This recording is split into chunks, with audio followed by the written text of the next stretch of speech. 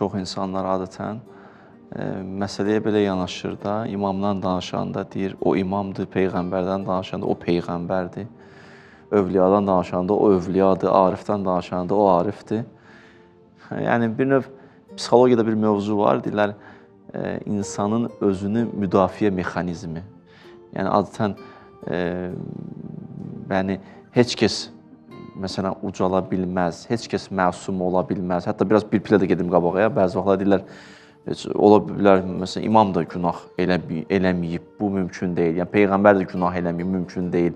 Niyə? İstəyirlər, o özlərini müdafiə edirlər əslində bəzi insanlar. Məsələn, köşündə bu da yanıb ki, yəni, belə deyək də, mümkün deyil bu. İnsan kamil insan olsun, məsum insan olsun, günahlardan uzaq olsun. Bu mümkün deyil. Bunu deyir, öz yolunu açır ki, mən də bacarmadım, mən neyiniyim? Yəni, ya məsələn, görürsən bir nəfərə deyirsən ki, niyə belə deyirsən? Mən belə doğulmuşam, üzr istəyirəm bu ifadəyə görə.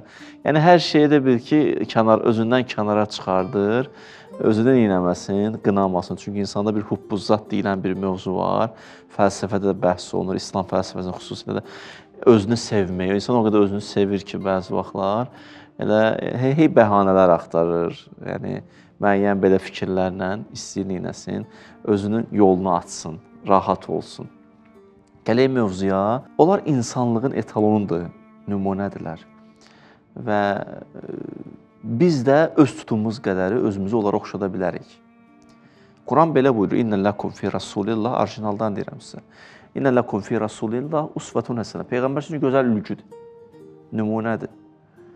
Nümunədirsə, əgər deməli, nümunəyə bənzəmək olar. Yəni, öz tutumun qədəri oraya yetişmək olar.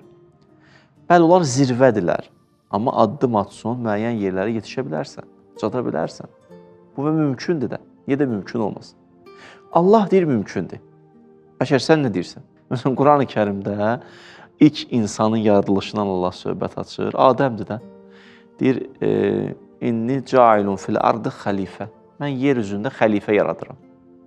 Xəlifə sözü bu ayədə mənası, yəni canişin. Yəni öz canişinimi. Yəni elə bir məxluq ki, məni sifətlərim onu təcəlli edəcək. Məni göstərən bir məxluq. Çox böyük sözdür. İnsan özündən xəbəri yoxdur. Məni göstərən bir məxluq yaradır. Nə mələk ora çata bilər, nə fələk ora çata bilər, nə yerin gücü var, nə göyün gücü. Yəni, bu məxluq insan yeganə məxluqdur ki, bütün Allahın adlarını onda təcəlli etmək imkanı var. Ona görə Allah deyir ki, İndi cailun fil ardı xəlifə. Mən yeryüzündə bir canişin yaradıram. Əlləmə Adəmə ələsma kullaha. Bütün adlarımı da ona öyrətmişəm. Amma bu mövzuda 3 dənə baxış var. Biri şeytanın baxışıdır, biri mələklərin baxışıdır, biri Allahın baxışıdır. Şeytan bir cür yanaşdı məsələyə. Mələk bir cür yanaşdı, Allah başqa cür. Şeytan insana keçmişinə baxdı, mələk bu gününə baxdı, Allah gələcəyinə baxdı. Nə mənada? Şeytan dedi ki, bunu torpaqdan yaratmışsan, yəni əvvəli, keçmişə qayıtdı. Mələk qayıtdı ki, ya Rəbbəl aləmin, bunu ki sən yaratmışsan, axı bu yer üzündə qan tökəcək. Yufsidu fil ard və yəsfikud dima. Fəsad törədəcək, qan tökəcək. Yəni burada bir sual çıxardı ki, mələk hardan bilirdi? Çünki Allah əvvəldən demişdi, İnni cailun fil ərdi. Mən yerdə yaradıram. Yerin xüsusiyyəti budur. Mələk də sanki yerlə tanışdı. Səmanın övladı yerə gəlib düşsə, bu yerdə müəyyən çaxnaşmalar olacaq. Toqquşmalar olacaq və bu toqquşmaların sonu fəsaddır, bu toqquşmaların sonu nə olacaq? Qan töküləcək. Bu öz yerində. Onun üçün mələk biraz bir başqa aspektdən baxdı məsələyə. Şeytan biraz keçmişə baxdı, mələk bugünə baxdı, Allah gələcəyinə baxdı. İnnə aləm ma la ta'lam. Bildiklərin var, siz bilmirsiniz. Siz bu insana biraz fərqli baxırsınız, bugününə baxırsınız, mən sabahına baxıram.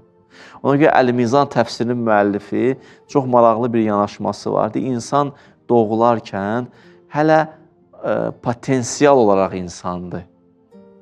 Hələ canlıdır. İnsan olması üçün səy göstərməlidir. Ona görə onda canlı bir varlığın xüsusiyyətləri aktivdir. Yemək, içmək, hətta bəzi vaxtlar o nəfsi istəklər. Onlar hələ aktivdir onda. Onun daxili bir potensial var. O potensial aktuallaşması üçün gələk adi istəkləri biraz qoysun kənara. Ali istəklər üçün yaşasın. Və get-gedə insan olsun. Yəni, insan olmaq potensialı var bunda. Allah da o potensialı görürdü. O potensialın aktuallaşmasını görürdü. Ona görə də innə ələm mə la tə'ləmun. Mən elə bir varlıq yaradıram ki, o başqadır. Siz onun gələcəyini görmürsünüz. Siz bugününə baxırsınız.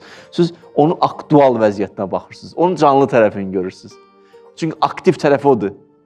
Potensialı içində yatıb. Mən potensiala baxıram. Yaxşı.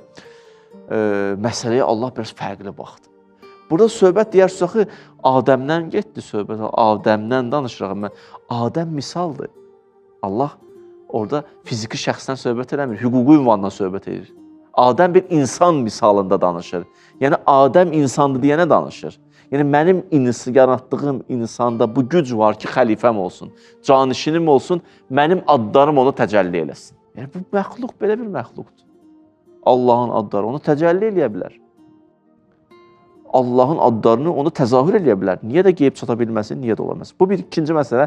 Üçüncü məsələyə gəldiksə, yolu nədir? Yolu, belə deyək, bu şəxsiyyətlərin həyatı ilə tanış olmaq. Yolu bu şəxsiyyətlərin həyatı ilə tanış olduqdan sonra təkcə bilgi kifayət eləmir. Çox şeyləri bəşər bilir. Bugünkü müasir bəşər bilgi içər, çox da bilgisi. Məlumatlar, hara sağa dönürsən məlumat, sola dönürsən məlumat. İnternet dönəmində yaşayırıq, sosial şəbəkələr, məlumat boldur. Bəzi vaxtlar bol məlumatlar da imkan vermir ki, insan bir istiqamət götürüb hədəfinə yetişsin. Oturur bütün gün hələ ora baxır, bura baxır. O Əmirül-Möminin sözü yadıma düşdü. Hər şeyi bilməyə vaxt yetməz, amma sənə lazım olanları bilməyə vaxt yetər. Bugünkü bəşər məlumatların içində boğulub batıb. Amma hədəfi olsa, məqsədi olsa gedib yetişər. Lazım olanları çata bilər. Yolu insan bu Əhl-i Beytin həyatını tanış olsun, bu bir. Ondan sonra addım atmaq, çalışmaq və səy göstərmək.